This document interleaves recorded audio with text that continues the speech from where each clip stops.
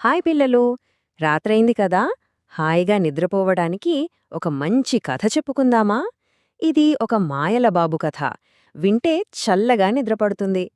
ఓ, ఈ కథలో ఒక మాయల బాబు ఉన్నాడు, ఒక దుష్ట రాజు కూడా ఉన్నాడు.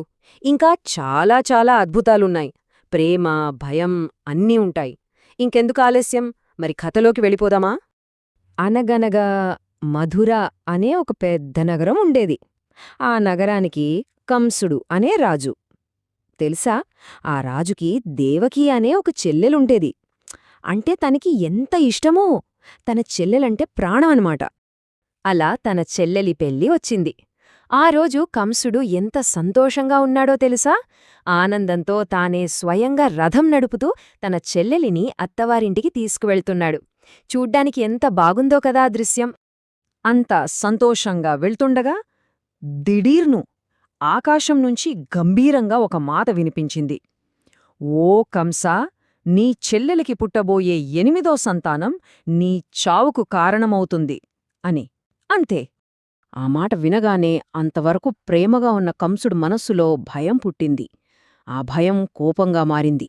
అయ్యో, ప్రాణంగా ప్రేమించిన చెల్లెల్ని చంపడానికి కత్తి దూశాడు. అప్పుడు దేవకి భర్త వసుదేవుడు అడ్డుపడి, రాజా, దయచేసి తనని వదిలేయ్, మాకు పుట్టే ప్రతి బిడ్డనూ నీకు అప్పగిస్తాను అని బ్రతిమిలాడాడు. అంతే, కంసుడు ఆ మాట వినలేదు. ఆ క్షణం నుంచే తన చెల్లెలిని, బావని ఒక చీకటి చెరసాలలో బంధించేశాడు. చూశారా, ఎంత ప్రేమగా చూసుకున్న అన్నయ్యే ఇప్పుడు వాళ్లకి పెద్ద శత్రువైపోయాడు. ఆ తర్వాత దేవకికి ఒకరు కాదు, ఇద్దరూ కాదు, 7 పిల్లలు పుట్టారు.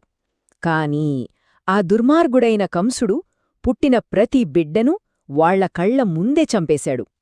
పాపం దేవకీ, వసుదేవుడు ఎంత ఏడ్చారో.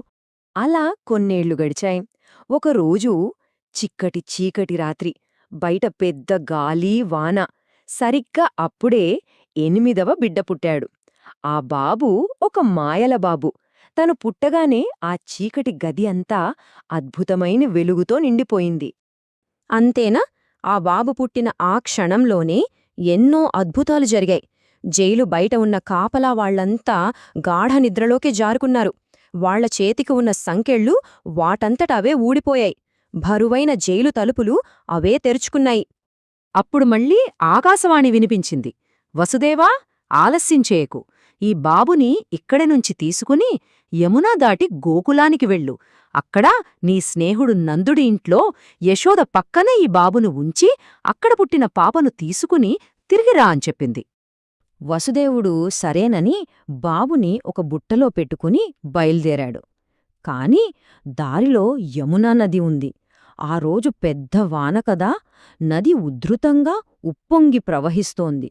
అయ్యయ్యో, ఇంత పెద్ద నదిని ఈ చిన్న బాబుతో ఎలా దాటాలి? అక్కడే ఇంకో అద్భుతం జరిగింది. వసుదేవుడు నదిలోకి అడుగు పెట్టగానే ఆ మాయల బాబు పాదాలం తాకడానికి యమునా నది పైకి వచ్చింది. అంతే, నది రెండుగా చీలిపోయి దారిచ్చింది. ఆ ఆదిశేషుడు అనే పెద్ద పాము వచ్చి తన పడగతో బాబుకి వాన తగలకుండా గొడుగు పట్టింది. అలా వసుదేవుడు సురక్షితంగా గోకులం చేరుకున్నాడు. బాబుని యశోదమ్మ పక్కన పడుకోపెట్టి అక్కడున్న పాపను తీసుకుని వచ్చేశాడు. ఇప్పుడు మన మాయల బాబు గోకులంలో యశోదమ్మ దగ్గర చాలా భద్రంగా ఉన్నాడు. హమ్మయ్యా! వసుదేవుడు తిరిగి జైలుకి రాగానే తలుపులన్నీ మళ్లీ మూసుకున్నాయి. కంసుడికి విషయం తెలిసి ఆ పాపను కూడా చంపడానికొచ్చాడు. కాని అతను పాపను పైకి విసరగానే ఆ పాప గాల్లోకి ఎగిరిపోయి ఒక దేవతలా మారి, ఓరి మూర్ఖుడా, నిన్ను చంపేవాడు ఇప్పటికే పుట్టాడు, అతను వేరే చోట పెరుగుతున్నాడు అని చెప్పి మాయమైపోయింది. ఇక గోకులంలో ఆ బాబు పేరు కృష్ణుడు. కృష్ణుడు ఎన్నో అల్లరి పనులు చేస్తూ అందరి ప్రేమను పొందుతూ బలంగా పెరిగాడు. కొంచెం పెద్దయ్యాక తన అన్న బలరాముడితో కలిసి మధురకు తిరిగి వచ్చాడు. ఎందుకు? ఆ దుష్ట రాజు కంసుడిని ఎదిరించడానికి. కంసుడికి కృష్ణుడు వచ్చాడని తెలిసి అతన్ని చంపడానికి ఎన్నో ప్రయత్నాలు చేశాడు. రాక్షసులను పంపాడు.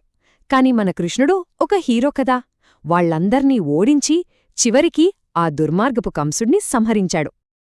ఆ దుష్టరాజు పోయాడు. వెంటనే కృష్ణుడు జైల్లో ఉన్న తన నిజమైన అమ్మానాన్నలను అంటే దేవకిని వసుదేవుణ్ణి విడిపించాడు. రాజ్యానికి అసలైన రాజుకి రాజ్యాన్ని తిరిగి ఇచ్చేశాడు. ఇంకేముంది, మధుర ప్రజలందరూ మళ్లీ సంతోషంగా భయం లేకుండా బతికారు. చూసారా, ఈ కథ మనకు ఏం చెబుతోంది?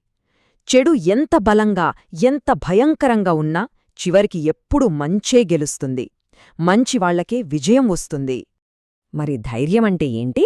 అంటే ఎన్ని కష్టాలొచ్చినా మనం మంచిగా ఉండటమే నిజమైన ధైర్యం కదా. సరే, ఈ మంచి కథతో ఇప్పుడు హాయిగా కళ్ళు మూసుకుని నిద్రపోండి. Good night, శుభరాత్రి.